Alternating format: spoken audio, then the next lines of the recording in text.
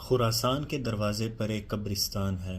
یحییٰ بن ایوب بیان کرتے ہیں کہ ایک دن میں وہاں گیا اور وہاں پہنچ کر ایسی جگہ بیٹھ گیا کہ وہاں سے مجھے قبرستان میں داخل ہونے والے ہر شخص صاف دکھائی دیتا تھا۔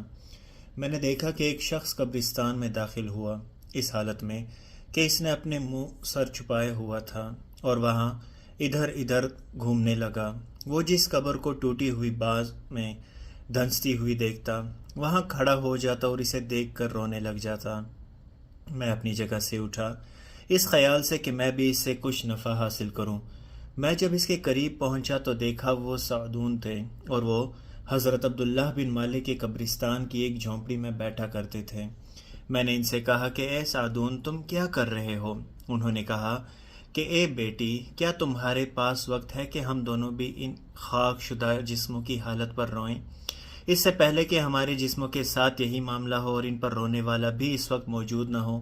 پھر انہوں نے کہا کہ اللہ کی روبرو قیامت کے دن رونے سے یہ زیادہ بہتر ہے کہ جسموں کے خاک ہونے کا منظر یاد کر کے ہم اس وقت روئیں۔ اس کے بعد کہا کہ اے یحییٰ وعد الصحف نشرت، اور جس وقت یہ اعمال نامے کھولے جائیں گے یہ آیت پڑھی اور ایک سخت شیخ ماری اور کہا